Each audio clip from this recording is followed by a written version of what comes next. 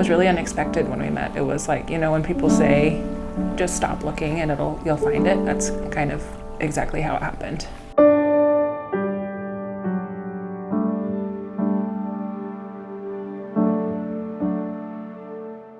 So I was friends with his roommate, and his roommate and I were FaceTiming, and I saw Jack walk in the back.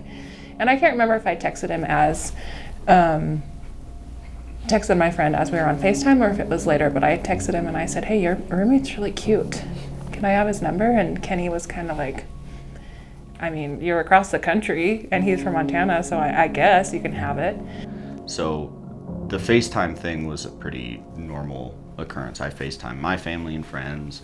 He'd FaceTime his. And anyways, one night we were having a few beers and he's talking to this girl. And the way I remember it is like they just had their conversation. I was just kind of doing whatever in the background. And then afterwards he was like, hey, this girl wants your number. I was like, all right, cool. So we did like texting and Snapchat and FaceTime. We would FaceTime all night. And then that was probably a month or two. And then Jack came home with Kenny for Christmas, and that's when we met the first time. And we actually met in the driveway, or the parking lot of Albertsons was the first time we actually met each other. So I felt like I already knew her pretty well.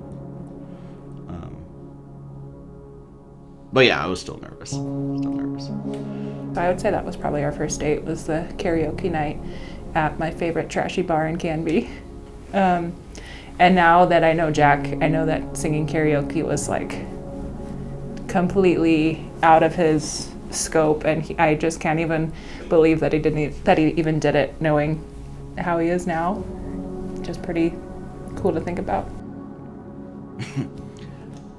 Her whole family was there, or at least her brothers and her brothers' significant others were there, and they were all doing it, and it was kind of one of those things where everyone else was doing it, and I did say no.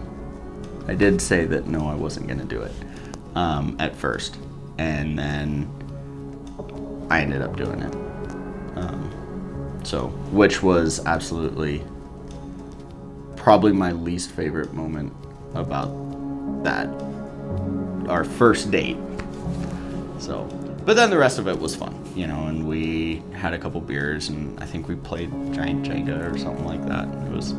It was a good time. All in all, and looking back, I'm glad I did. It was worth it, for sure. What was the song? Neon Moon.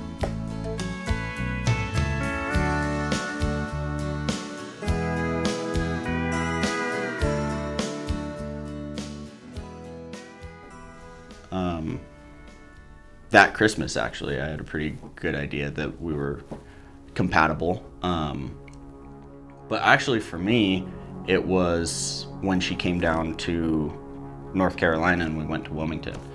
And we had a great night. We, went bar hopping and had seafood, and, it was an awesome night. And then she had to leave. And I think that's when I knew, really, for like the first time, this is something special, because I could not let her go. Like, it was terrible. So that was probably the first time that I knew, like, uh-oh, like, what's happening here? Oh yeah, I hate to say that I did.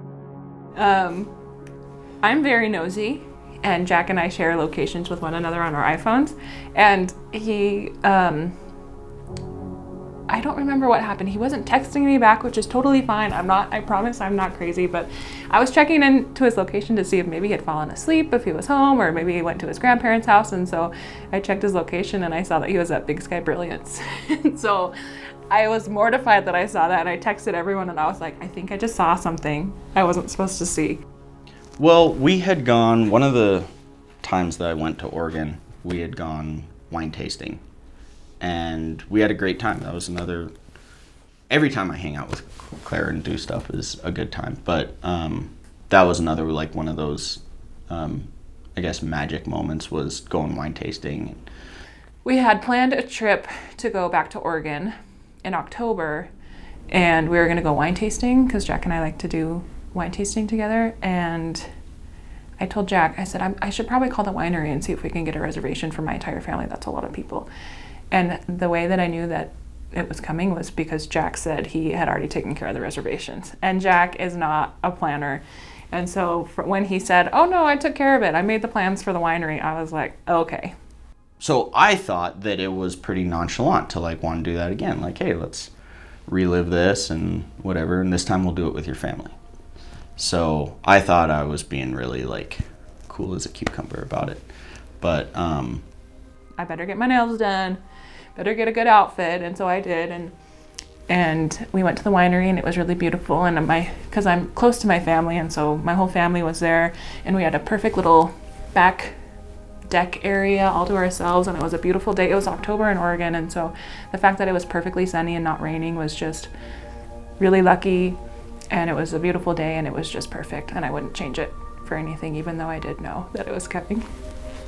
So that was a surprise. I didn't know how he was going to do it. And I didn't know if it was going to be in front of everyone or if we were going to be separate and private. And what had happened was it was kind of chilly, and Jack said, okay, I think I'm going to go get my jacket from the car. Do you want to go with me? And so when he said that, I knew that it was coming. And then we were either on our way to the car or on our way back, and he said, oh, let's go to the woods. Let's, take the long way back. And so we were in the woods around the winery, and then he started, I think he got nervous, so he was getting all serious, and then I knew it was coming, and then he got down on one knee and proposed. I had all these things that I wanted to say in my head, right? And it kind of just came out, will you marry me, in the end. So that was